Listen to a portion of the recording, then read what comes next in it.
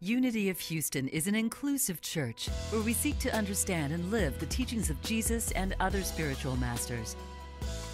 At Unity, we welcome all people from all spiritual paths and every walk of life. We celebrate the diversity of our city and of our world, and we teach love, tolerance, and oneness, seeking to live in harmony with open minds and open hearts. Wherever you are in your spiritual path, you are always welcome at Unity. Join us and discover that the life of your dreams is already within you. Do you remember being curious as a child? When I think back when I was small and I used to go into my backyard. Did you do that when you were little? Go back there, and I was much smaller being, so I was much closer to the ground. So I think I was a lot more interested in tiny things because of that. And I remember being fascinated just watching ants crawling to their mound of sand with some piece of food or something they're carrying on their back. Just curious. What are they up to? What goes on in there? Look at the pace that they're going in. Or I remember how interesting it was to take a stick and to draw in the dirt and just make shapes and letters. Curious about what would happen when I try something different. I remember picking up a feather off the ground and wondering, what type of bird did this come from? Just being curious about life. I brought this little plant because this is something that as an adult I'm kind of curious about. A little thing in my life. It came from a packet of seeds of bluebonnets, but this doesn't look like a bluebonnet. Maybe it is, but I think maybe it could be a seed that flew in from somewhere else and started growing, and maybe it wasn't what I planted, but I kind of like it. I'm curious. I want to see what's going to come up out of that. So I invite you tonight to explore what you could be curious about in your situation, in your life, that maybe something smaller that could be growing, maybe something you didn't think really was much, but could bring you a lot of joy when you start noticing it. I want to share with you a poem that I found from Anne Sexton. It's called Earthworm. Slim inquirer, while the old fathers sleep, you are reworking their soil. You have a grocery store down there under the earth, and it is well stocked with broken wine bottles, old cigars, old doorknobs, and earth, that great brown flower that you kiss each day. There are dark stars in the cool evening, and you fondle them like killer birds' beaks. But what I want to know is why, when small boys dig you up for curiosity and cut you in half, why each half lives and crawls away as if whole? Have you no beginning and end? Which heart is the real one? Which eye, the seer? Why is it in the infinite plan that you would be severed and rise from the dead like a gargoyle with two heads? Isn't that an interesting poem? I like that. She's contemplating this earthworm, seeing a lot of worms as I'm doing some gardening. I didn't even think about worms, so many worms being under the soil. It stands to reason why we have birds coming into our backyard, finding them probably. But I love the image that she shared about having no beginning or end. You split it in half, it continues to live. Being curious, what kind of life goes on beyond when something may appear to be dead or malformed. I brought another one of my treasures from my kitchen. You guys probably think that I have just a whole bunch of broken stuff, but I really don't. But I brought this bowl also from my wedding registry set. But no, this bowl is really useful. I can have cereal, soup, put fruit in it, lots of things. And it does have a couple chips on it. And this would definitely, there were times where I looked at this bowl and I said, this has got to be hidden. It's not, no one needs to see this. It's embarrassing. And as I've been with it, and I thought about, well, wow, this bowl has some history. Now, it shows it's been loved. It's been used by family. It's part of the family. It's not just any old bowl you could buy off the shelf. This has got some love in it from the way we've used it. Like, you know, the Velveteen rabbit has been so worn and loved, and you love the rabbit because you can see its wear and its age, and it shows that it's been hugged and snuggled and played with, and that's kind of my thought around this for tonight. We spend a lot of time nowadays, it seems, thinking about the big picture and trying to figure it out, maybe what's going on in the world and how can we even understand it, so much as try to make a difference and change it, just try to get the scope of it. How about if we spend some time just in some small things that we can notice, some change and some growth, and be curious about. So I'm inviting you into that awareness tonight. We're continuing our study of Pema Chodron's When Things Fall Apart, and in this chapter on curious about existence, she offers the question, is our fundamental situation joyful? So I want to know what your response is. If you'll put into the comments, what do you think? Is our fundamental situation joyful? And it's not rhetorical. I want to see what your thoughts are. And how do you discover joy for yourself? So she shares in the chapter that there are 3 truths to our existence: impermanence, suffering, and egolessness. And she says, while these 3 things can sound threatening, they're truths, and that they can actually be celebrated. That our fundamental situation is joyful when we learn to celebrate impermanence, suffering, and egolessness. I have a sense that we came to this planet as spiritual beings because we liked change.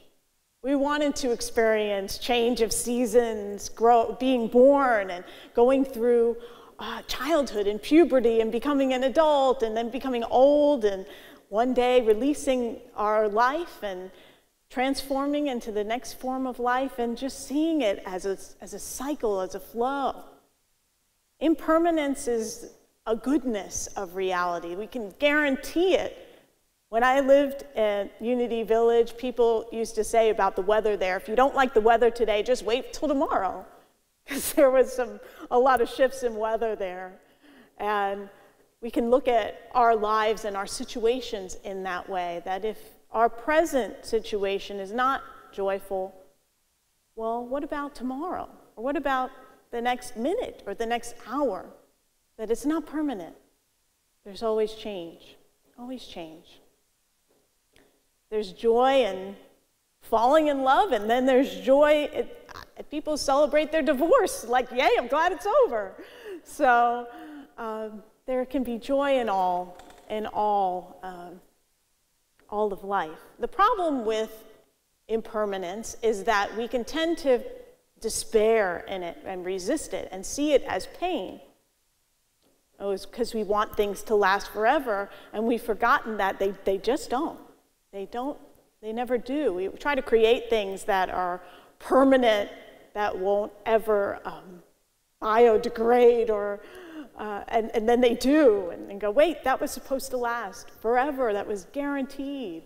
And then some hurricane took it out or something. So the key is when we don't struggle against impermanence, we find ourselves in harmony with reality. We recognize things change. We come in harmony with the truth of reality is impermanence. Many cultures celebrate the transitions of life, birth, death, marriages, going to battle, losing battle, winning battle. We don't always do that in our culture, but we could. We could look to celebrate all the different ways that things change in our lives in more of a way to honor that change, no matter how it is showing up. So I want to know how you celebrate the transitions of life. What is a transition that you've experienced that you'd like to share about in the comments? We'd love to hear about it, so go ahead and put that in now. So, okay, finding joy in impermanence, can accept that. Things change in life. What about suffering? How do we find joy in suffering? And Pema says, is that masochistic? To find joy in suffering? Just as really our suffering is our fear of impermanence, our fear that things aren't permanent. And we think that life should always be pleasurable. And so there is our misunderstanding because we're sold this, right? In advertising and marketing, that you can have this perfect life that rich, successful, no problems. You look young forever. You know, that's supposed to be this ideal that that is not attainable forever. Everything changes. But there's positive, I mean, there's pain and suffering and joy and all experiences, right? Birth is painful and delightful. You get this new child in your life. Death can be painful and also delightful. So many people who talk about the joy of being there as their beloved passed, or the joy in knowing that they're no longer in pain and that they have a new opportunity for their soul to move forward into some other experience of life. So we see that there's both. I had someone say to me when I was beginning on my spiritual path, and this has always stayed with me, and I thought that it was really useful for me. They said, the greater your depth of pain, the greater your capacity for joy.